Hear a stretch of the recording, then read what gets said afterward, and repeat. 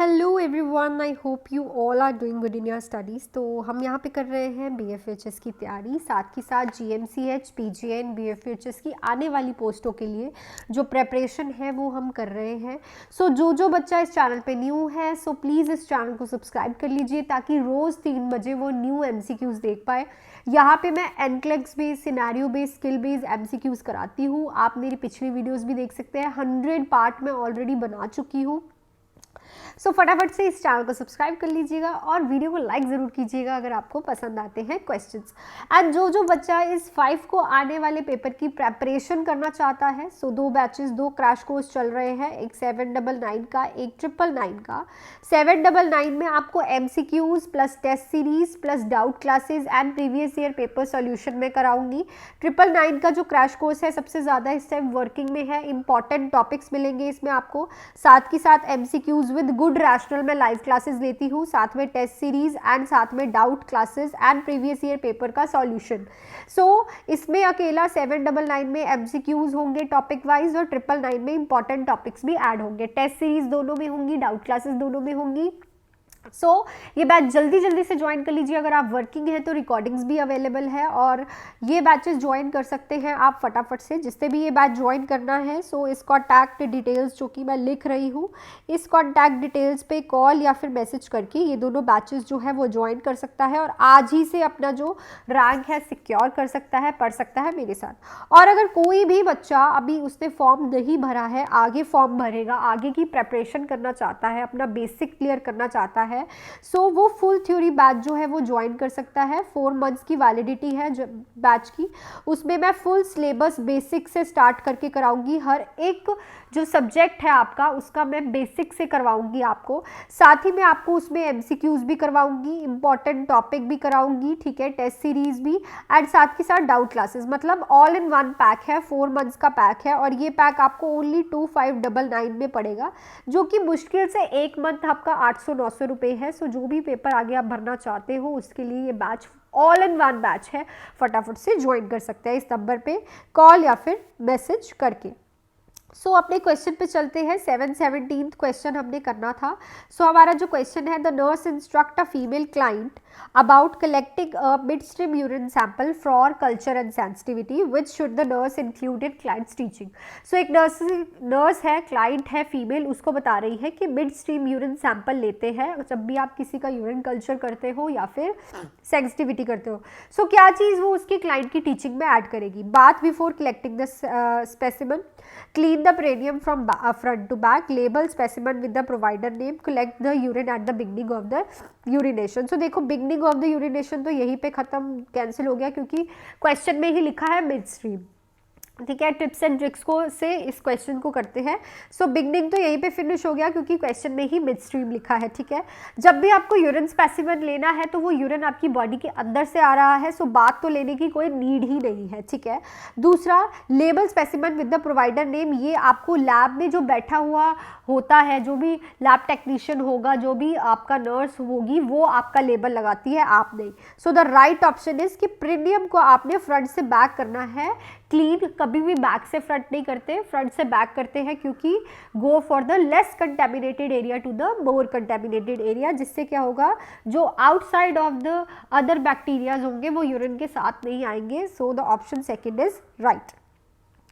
Next, the nurse is preparing to care for a client who has undergone esophagoduodenoscopy. After checking the vital sign, what should the nurse next priority? एक nurse prepare कर रही है client को, ठीक है।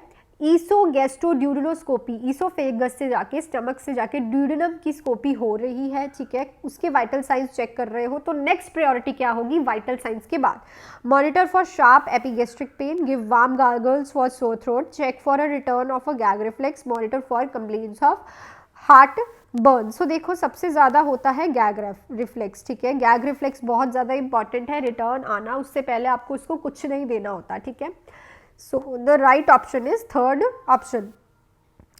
Next है, the client has been scheduled for barium swallow for esophagogasography. The nurse determines that the client understands procedure instruction when the client states the intention to take which action before the test. तो एक client ने schedule किया है barium swallow वाला procedure, ठीक है, जिसमें आप फेगोग्राफी कर रहे हो, ठीक है, प्री प्रोसीजर आप इंस्ट्रक्शंस दे रहे हो क्लाइंट को, तो आपको कैसे पता चलेगा कि क्लाइंट का जो सब है उसको समझ आ गया है। Take all oral medications as scheduled, eat a regular breakfast on a day of the test, monitor on bowel movement pattern for constipation, remove metal objects and jewelry especially from the neck and chest। जब भी आप किसी को barium swallow कराते हो और उसकी graphy होने वाली है, तो आपको सारी की सारी चीज़ें जो है मेटल की स्पेशली आपकी नेक और चेस्ट से रिमूव करनी होती है, क्योंकि जो ये आयन्स होते हैं ये मेटल के साथ कांटेक्ट करके जो आपका प्रोसीजर है उसमें डिफ़िकल्टी क्रिएट कर सकते हैं। सो दैट्स वाई आपको ये सब चीज़ें रिमूव करनी होती है। Next year, the client was admitted to the hospital with the diagnosis of frequent symptomatic premature ventricular contraction. After sitting up in a chair for a few minutes, the client reported feeling lightheadedness. With findings, should the nurse anticipate on auscultation of the heartbeat? So, एक client admit हुआ है hospital में, उसको frequently premature ventricular contractions, जो हमारे ventricles हैं वो जल्दी contract हो रहे हैं। premature मतलब जब उसे होना चाहिए उससे कुछ टाइम पहले ही वो कॉन्ट्रैक्शन कर रहे हैं। तो आफ्टर सेटिंग अप अ चेयर, उसको कुछ फ्यू मिनट्स के बाद क्लाइंट कह रहा है कि मुझे बहुत लाइट हेडेडनेस फील हो रही है, मतलब चक्कर से आ रहे हैं, सब धुंधला धुंधला लग रहा है।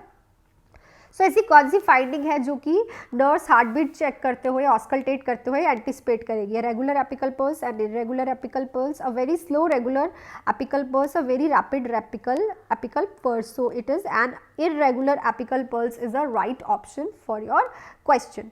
So next, the client diagnosed with a chronic obstructive pulmonary disease is on a home oxygen at 2 liter per minute. The nurse assessed the client respiratory rate at 22 beats per minute. When the client reports an increase in a dyspnea, what should the nurse do initially? So एक client diagnosed हुआ है COPD से, chronic obstructive pulmonary disease से, तो उसके घर पे 2 litre पर मिनट पे ऑक्सीजन चल रही है।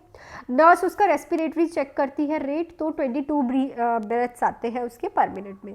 तो क्या चीज़ है, जो ऐसी कौन सी चीज़ है जो कि क्लाइंट रिपोर्ट करेगा जिससे उसको इंक्रीज ऑफ डिसिप्निया मतलब डिफिकल्टी इन ब्रीदिंग इंक्रीज होगी, और नर्स सबसे पहले क्या करेगी? डिटरमाइन करेगी need to increase the oxygen, call emergency service to come to the home, reassure the client that there is no need to worry, collect more information about the client respiratory status. तो सबसे पहले तो आपको पता होना चाहिए कि COPD में कार्बन डाइऑक्साइड रिटेंशन होता है। क्या होता है? COPD में कार्बन डाइऑक्साइड जो रिटेन करती है, मतलब बॉडी में रहती है, जिससे क्या होता है कि ऑक्सीजन हम कम फ्लो में देते हैं ताकि और ज़्यादा कार्बन डाइऑक्साइड रिटेन ना करने लग जाए। तो हमेशा इस पेशेंट को 1 या फिर 2 लीटर पे ही ऑक्सीजन चलानी होती है, ये भी याद रखना, एक पॉइंट है, क्वेश्चन आ सकता है। ठीक है। दूसरा, अगर आप इसका रेस्पिरेटरी रेट देख रहे हो तो उसको ऑलरेडी रेस्पिरेटरी प्रॉब्लम है, सो इतना फ्लक्चुएशन जो है वो नॉर्मल है 22 तक। ठीक है, 22 तक रेस्पिरेटरी डिसीज वाले का फ्लक्चुएशन नॉर्मल होता है। ठीक है, सो अगर वो कह रहा है कि मुझे डिफिकल्टी इन ब्रीदिंग हो रही है, सो आपको कुछ अभी इंक्रीज तो करना ही नहीं, क्योंकि ठीक रेट पे चल रही है, इससे ज़्यादा हम दे नहीं सकते, प्रॉब्लम में आ सकता है पेशेंट।